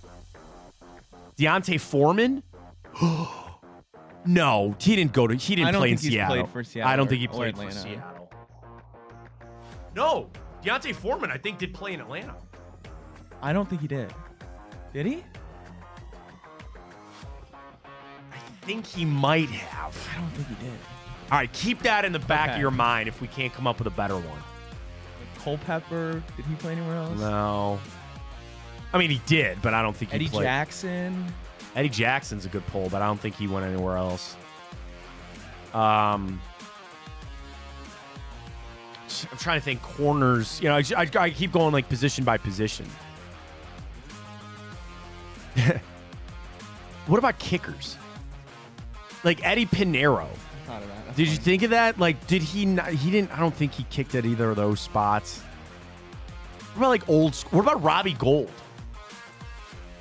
I know he played for the Niners. I don't know who else. I think he kicked for the Bears. I know. He kicked for the Bears. Did he kick for Seattle? I don't know. I don't remember. Jason if he did. Myers, he's there now. We got to get this. I think I'm feeling Deontay Foreman. You think he played for the Bears? I think he played for the Bears and the Falcons. I think he played for the Bears and the Falcons. I do. Wait, didn't Cordell Patterson play for the Bears?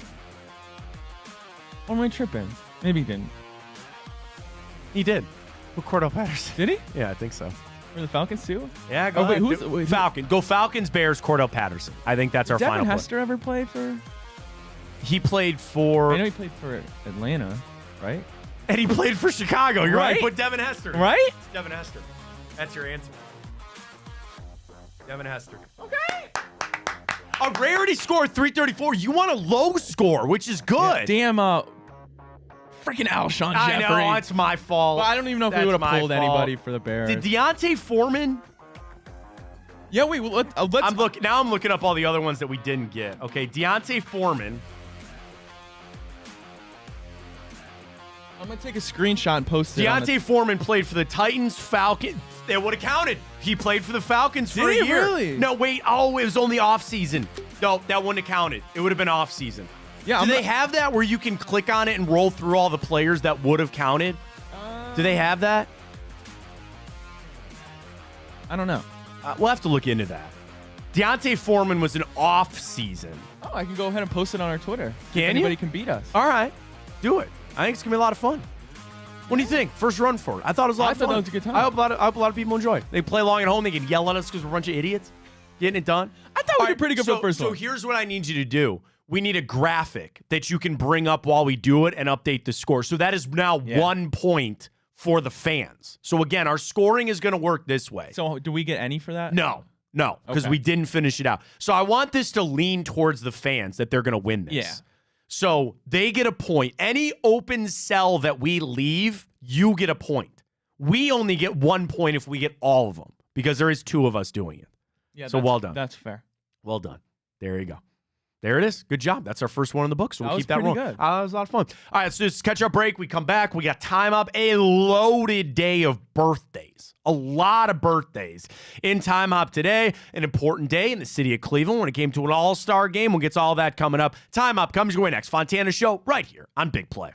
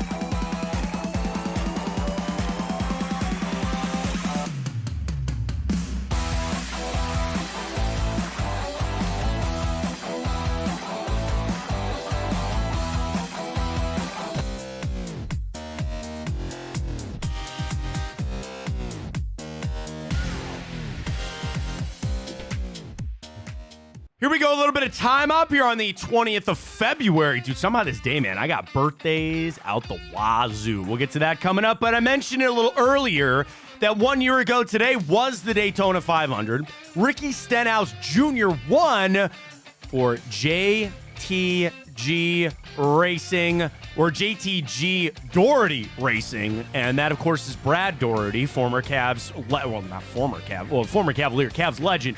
The interesting, great part of this Brad Daugherty became the first African-American owner to win the Daytona 500 1 year I ago love today. his commentary.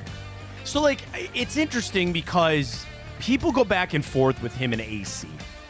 And I grew up in an era where Austin Carr's voice just settles me. Well, he can't you know? really put together sentences. Well, the thing is about AC, he's getting older. You're right? You know what I mean? Like, so they're looking for the next thing. But the thing about Brad Daugherty is he's got a NASCAR. You know what I mean? Like, is he going to be around? Like, I don't know. So I get out there working that. I enjoy the broadcast very much. And I'm glad Jim Jones is back, too. I know Jim was going through some health things. Because I got to tell you, what I've started to do more now is I just listen on the stream. I listen to Tim and Jim on the radio broadcast because I'm holding my daughter and I can't have my phone up because the light will bother her while I hold her while she sleeps. So I listen to Tim Alcorn and Jim Jones almost every night that I watch the game. It's a lot of fun. But the broadcast crews are great. I think Serena and Kaylee and Campy and all those, they do a fantastic job. And I think Daugherty's fun. He just, he talks about like getting Taco Bell or getting food and that kind of stuff. And their insight, the same thing with AC, their insight I think is so great on what they need. And they don't mind calling out the defense or they need this to show up. So I think it's a lot of fun, and congratulations to Brad. 2 years ago today, pretty big one. Cavs hosting the All-Star Game back this day, 2022. Just on the surface, I felt like we did an awesome job.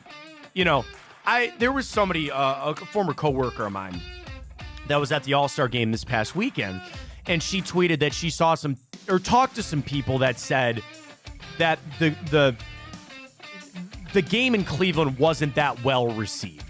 And I was like, all right, you want to look at it and say it's because it's in Cleveland, but everything I heard, they did it well. They had everything going for them. Team LeBron won 163 to 160. Steph Curry won the most valuable player when he scored 50 in that game in Rock Mortgage Fieldhouse a couple years ago. Myles Garrett was in the celebrity game. I forgot about that. Machine Gun Kelly, Kareem Hunt was out there. Good times. Good time. We'll get it again. I mean, obviously, the All-Star Game is not like the Super Bowl, and I'm not trying to bring up that conversation all again. The NBA All-Star Game travels around. You'll get it. We got we have the women's Final Four coming.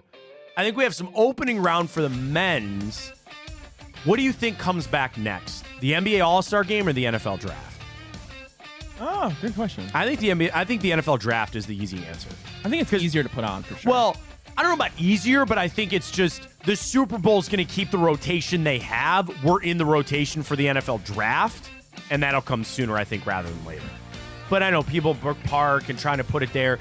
Cleveland has really turned ourselves into a good city for hosting events. The convention center helps, or getting hotels, all that kind of stuff. I think we do a good job. We're on the national stage like that. I think they did a fantastic job with it.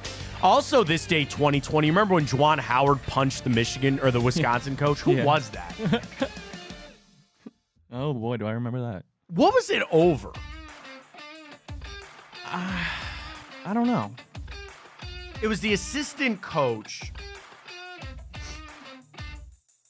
I'm trying to think. Greg Gard is what it was.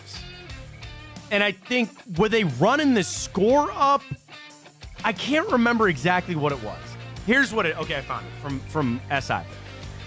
Wisconsin defeated Michigan 77-63. With 15 seconds remaining, Greg Gard called a timeout. And I guess put in somebody else, or they scored, and then he punched him. And I'm watching the video. He walks by. He puts his hand on him. He puts his finger in his face, which is one of the most disrespectful things you could do. He pulls his mask down. He yells F you at him. And then Juwan Howard over somebody tries to go with the right hand. He seems like a real piece of crap. Can I just say that? Response. Like, now they want him out and fired at Michigan. Now, and then his players get into it. Great role model, by the way. I'm going to punch a guy and my players start throwing. Well, didn't he just come out a little bit that's ago? what I'm saying. Now everybody's pissed off at him because he's at Michigan. Oh, it's my way or the highway. Get the hell out of here if you don't like saying it. It's the players' fault. Yeah, and stuff. he seems like a real piece of crap, which fits because he goes to Michigan. This day, 2019. Do you remember when Zion exploded his shoe at Duke? That happened this day, 2019. I remember seeing that, and I go, I've never seen that happen before. And then people, it was funny because the next day, Darren Ravel and all these business people are like, oh my God, Nike stock. Everybody's going to fall out. I'm like, it's Nike. I think they'll recover. They'll be just fine. But he pivoted and he exploded out of his shoe. It's how powerful Zion is. Bust. On trajectory. Right now. Bust. Yeah. Bust. Yeah. He needs to get out of New Orleans. Unfortunately, that's just a pit. Literally and figuratively. Get him out of there. Maybe he can do something with some other team. I know he's got this off-court stuff. We're not talking about that. That's the kind of girls that you find on the Cougar app there, Ryan. Just so you know. Just so you know. He's a bust at this point. But him busting a shoe was pretty impressive. This day, 1998, 15-year-old Tara Lipinski wins gold at the Olympics. She became the youngest figure skater in history to get gold. I was trying to pass my driver's test. She's out there winning the Olympics. It's pretty impressive. This day, 1963, Willie Mays signed at the time the richest contract in Major League Baseball history. Dirt. He signed a one-year deal with the San Francisco Giants. Would you dare guess how much money in 1963 for 1 year that made him the richest player in MLB history? $600,000. $100,000. Jesus Christ. That equates to a little over $1 million in today's money. Garrett Cole's making $45 a year. How far baseball has come. This day, 1962, John Glenn became the first American to orbit the Earth. Ryan's an anti-moon lander. I'm telling you, it did not happen. How did it not? How did it not? What do you mean? How did it happen? Why have we not gone back? Because they don't need to. But what do you mean we don't need to? Why not? Well, I'm going to go with some of the other physicists on this. It's very expensive to do. That flag shouldn't have moved. Well, like and that, they did it. There was the Cold War, the race, because you want to know really why they did it. They didn't want the Russians to go up there and militarize the moon. First to do it. Yeah.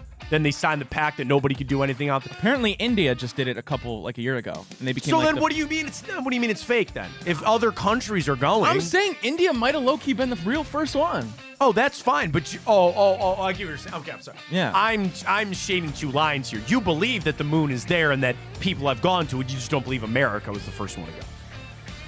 Yes. Okay. And I don't necessarily. Yeah. I don't think. I'm not gonna the moon's a projection. I'm not saying that, but I don't. That is fishy, dude. That's really fishy. This day, 1953, August Bush bought the St. Louis Cardinals, and he vowed not to move them from St. Louis. He paid $3.7 million. This day, 1953, of course, August Bush, famous for? Busch Light? Well, Anheuser-Busch. Yes, that's where it is for all the beer.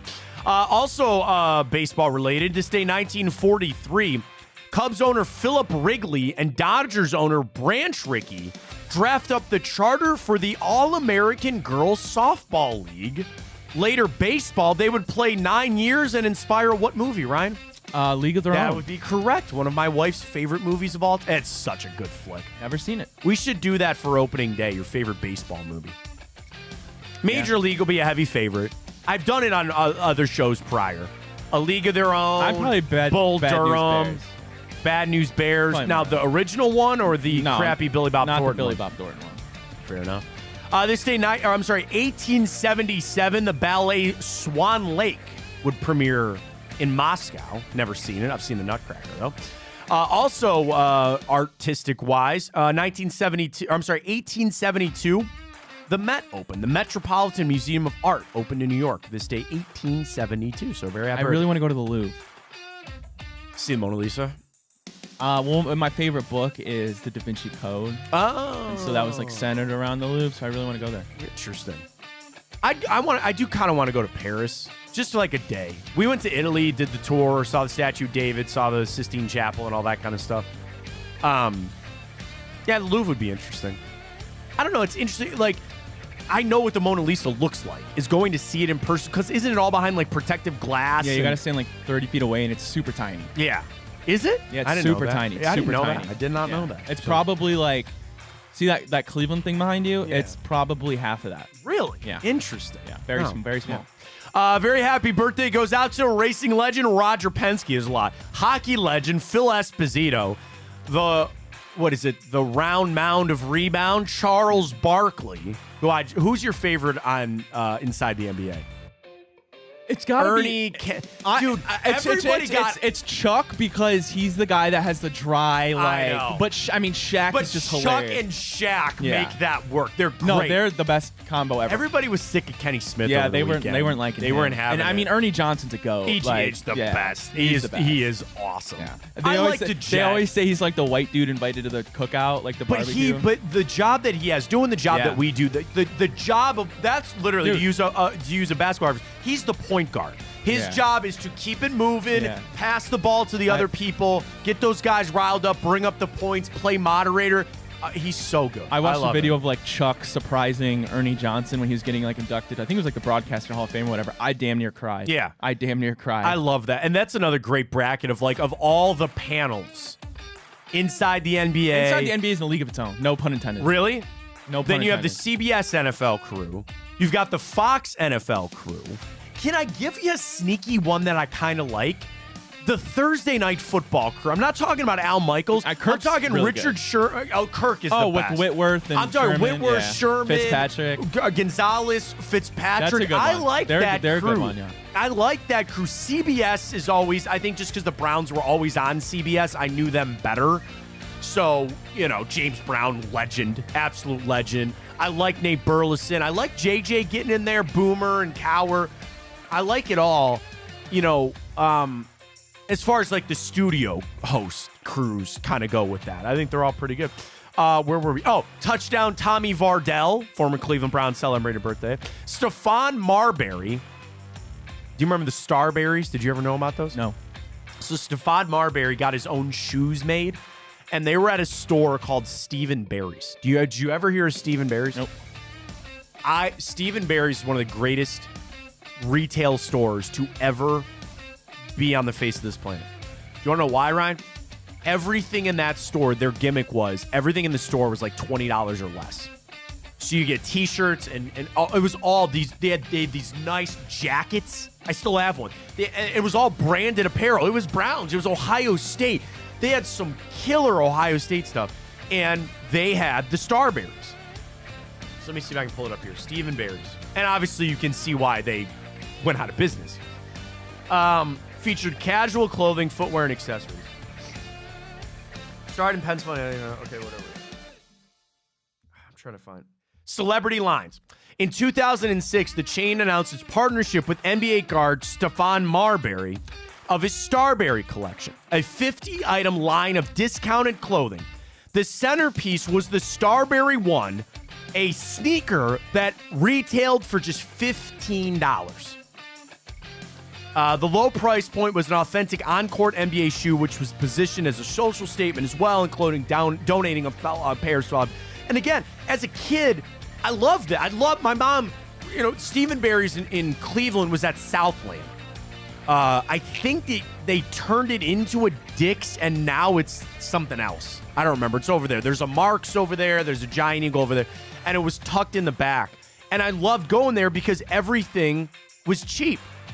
The business model of the company was extreme value retailing, which generally offered every item in the store at a single price point of $5.98 or $9.98.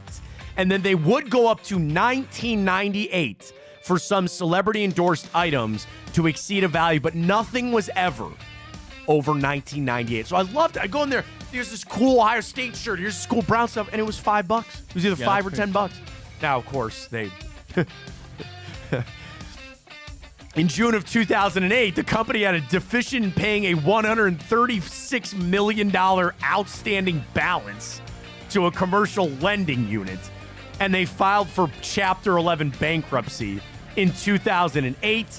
All the stores that remained open with the return store policy, credits, or unexchanged gift cards eventually closed. R.I.P. to Stephen Barry's. I loved that show. Great show. Great store, excuse me. Sorry, Stephon Marbury celebrated birthday today. One of the top Guardians nemesis of all time, Justin Verlander, celebrating a birthday today.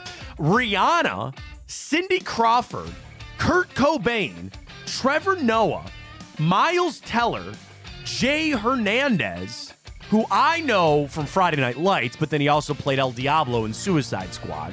He had that crappy, I don't say crappy, I think it was on for 7 seasons. He was on that remake of Magnum P.I. Brian Luttrell of what famous boy band, Ryan? Ryan Luttrell. Brian Luttrell. Ryan Luttrell. I don't know. NSYNC. No, if you didn't say NSYNC, you would say Backstreet Boys. You'd be correct. Celebrating a birthday today. An Academy Award winner, Mr. Sidney Poitier, celebrating a birthday. All right, two television shows, one of which is nowhere near any sort of award winning. I wish I could play the intro for you because the intro would give it away. But I start this day, 2005, an animated television show that was on Comedy Central. And actually, it was a stop-motion sketch show. Oh, man. About a livestock that was transformed into something and runs amok. What? So if you think about a farm, Sure. what are some animals that you would see on a farm? A pig. No. A horse. No. A sheep. No. A goat. No. A chicken. Robot chicken. Robot Chicken is correct. Oh, good show. Robot Chicken. Never watched it. But Robot Chicken debuted this day, 2005. I didn't know Seth Green was an executive producer on that show. Yeah. There it is. All right, next up, I don't think you're going to get this one either. I'll give you a guess here. It's this television show came out this day, 1968. It was a NBC staple for almost 10 years, and it followed a lieutenant, a homicide detective in the LAPD. It also had a very famous car in it. The last name of the detective is the name of the show. His first name is Frank. Castle. No, good guess, though. That's Punisher, I think. Frank Castle. Yeah, it's Frank Castle is correct. Actually, I don't know if this... Actually, I don't know what the guy's first name is. No, it is. Yeah, that's right.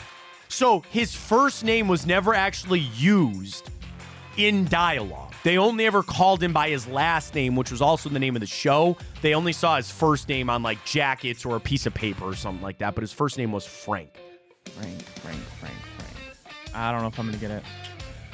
Have you ever heard of Columbo? No. Columbo came out this day, 1968. Had 9 seasons. It's pretty good. Pretty good for Columbo this day in history. So quite the opposite there of Robot Chicken and Columbo. All right, let's update our Twitter questions on a 2 for Tuesday before we head on out of here. First up, we asked everybody, of the major injuries facing the Browns this offseason, which one are you more concerned about? Ryan, this is pretty damn close. Yeah. 53-47, people say Deshaun Watson. Mookie tweets, I'm really concerned that somehow Chubb will just be a cap casualty and I'll have to cry in my room for hours. I'm not worried about Chubb or Watson on the field. I agree with you. Justin tweets, Watson because the quarterback obviously matters more in today's NFL. Besides, I have faith that anyone can return from that leg injury. It's Nick Chubb. I'm not sure about Watson's shoulder. Fair enough. And those are exactly the points that we were bringing up. Norris tweets, with all due respect to 37-year-old Joe Flacco, the offense is quarterback friendly. We never approach Chubb's production, let alone replacement. David Bell, is that David Bell or the other one? He says this is bad juju. Is bad juju to ask that question? That's what he said. They're already hurt. Yeah, how could it get any worse? Matt, before we get out of here, do you want to tell them about your Typico boost?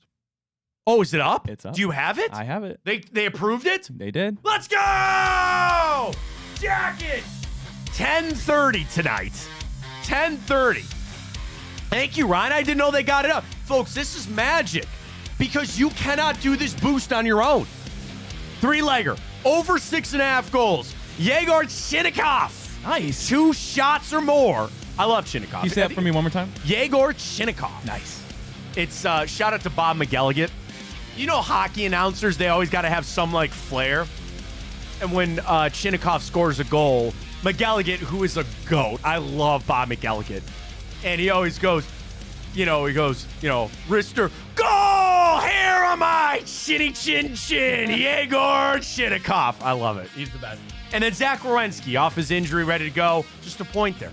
1 point. Matt, they boosted that up to plus 390. Jackets are struggling. I don't want to take them on the point on the spread or the money line. Let's put up some goals. Let's try to get it done. Late game tonight. Use that code Fontana100 when you sign up with Tipico. Download and bet $25 with the code Fontana100. Get $100 in bonus bets. Jump on our boosts. Jump on the pre-made parlays. Get going on the flex parlays. Cashback rewards are rolling. We got it all for you at Tipico. I appreciate them getting that up. Good work, Ryan. I didn't know if they had it up already. Thank you to Tipico. We love you guys. Good job getting it up. Enjoy some Jackets action tonight. We'll be back for a Wednesday edition of the show, 9 a.m. tomorrow. Enjoy your evening. For Ryan Tyler, I am Matt Fontana, and as always, take it easy.